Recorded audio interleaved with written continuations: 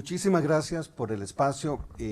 Realmente para nosotros, señoras y señores diputados, es muy valioso un espacio donde podamos explicar cuál es la visión que tenemos desde el viceministerio y desde el mismo Ministerio de Ambiente, el tema de la transición.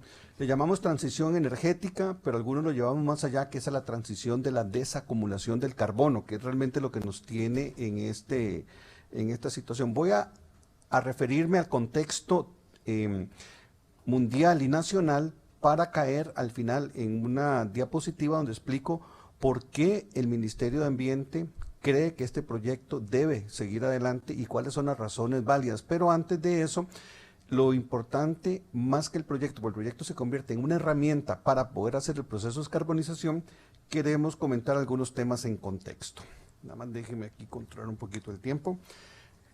Si nosotros vemos la situación mundial en los últimos 13, 12 años, ha habido un tema que nosotros le llamamos hasta casi de doble moral, donde el mundo no ha podido resolver el tema de las emisiones.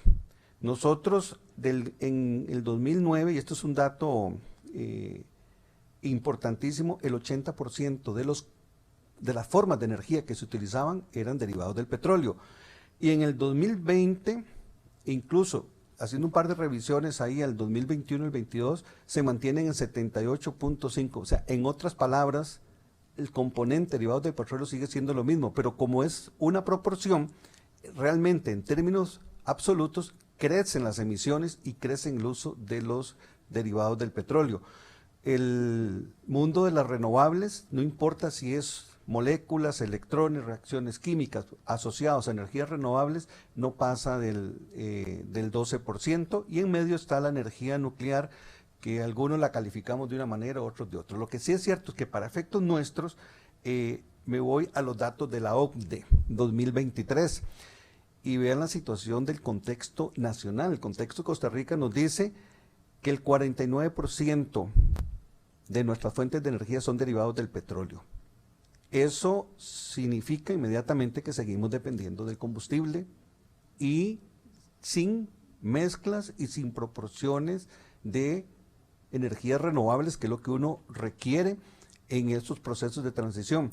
Pero además tiene un problema que ahora lo mencionaba la diputada Cambronero, que tiene que ver con la soberanía energética. En la medida que yo pueda producir la energía con recursos nacionales, haciendo encadenamiento productivo, que democratice ahora sí el tema de la participación en la cadena de valor para producir energía, es cuando tiene sentido el tema de la transición, porque la transición tiene que ser económica, social, ambiental, cultural y por supuesto justa en todas sus dimensiones. La intensidad de Costa Rica es de 2 terajulios por unidad de Producto Interno Bruto. Traigo ese dato solo para comentarles un asunto. La media de la intensidad energética en Costa Rica, en América Latina es de 3. Nosotros usamos mucho menos unidades. ¿Y por qué usamos mucho menos unidades? Porque Costa Rica es el segundo país más renovable de la OCDE, después de Islandia, lo que significa es inmediatamente que la energía renovable sí genera encadenamiento productivo y sí genera cadena de valor y sí tiene mucho mayor participación. Entonces, si yo tengo un 49% de combustibles derivados de petróleo participando en la matriz, tengo electricidad 37, biomasa un 10 y otros que aparecen por ahí, lo que significa es que si yo logro sustituir una porción del combustible derivado de petróleo, aumento el encadenamiento productivo, entonces la eficiencia de la intensidad energética va a ser posiblemente 1.8, 1.7, lo cual es muy bueno porque significa que con menos unidades de energía produzco más riqueza. Y eso es una tesis que yo he mantenido durante todo el tiempo que he estado en el viceministerio, que la energía, si yo la puedo ver como un simple commodity, donde la traigo al puerto, en caso de los combustibles, lo llevo al usuario final y lo veo solo como continuidad y seguridad energética, sin hablar de externalidad ni valor agregado, es un error, porque realmente la energía es la única que va a descarbonizar. Y por otro lado, Igual la electricidad no puede ser únicamente un commodity, tiene que ser un agregador de valor. Cuando yo pienso en agregador de valor es porque antes de la construcción de un sistema de producción de energía, yo genero empleo, planificando, investigando, empleo, mano de obra a la hora de construir las plantas, entro a operar las plantas, siguen operando, siguen generando empleo. Entonces, antes y después, si yo traigo un litro de combustible, no hay valor agregado previo. Esa es la discusión que yo he tenido en el encadenamiento productivo. Y sí, de esa cantidad de energía que vienen los derivados del petróleo, tenemos una situación, ahora me paso, no de unidades energéticas, sino de emisiones. Esto ha aparecido en los medios, 42% de las emisiones de gases de efecto invernadero viene del transporte, no importa si es pesado, liviano, y los datos de la OCDE nos dicen lo siguiente, sí, coincidentemente el transporte es el responsable del 42% de las emisiones de Costa Rica, la agricultura el 20%, los residuos el 15% y la industria el 10%.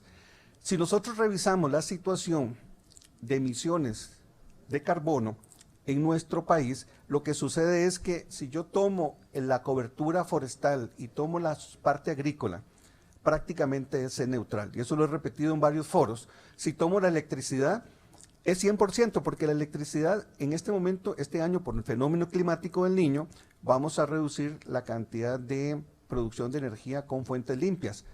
Pero en el 2022 y en el 2023 exportamos el 10% de la producción de energía, o sea, ayudamos a descarbonizar la región. En otras palabras, seguimos siendo prácticamente 100% renovables. ¿Dónde nos queda entonces la tarea? En tres grandes áreas. Nos queda en el área de transporte, principalmente el individual y el pesado, que son los que más generan emisiones.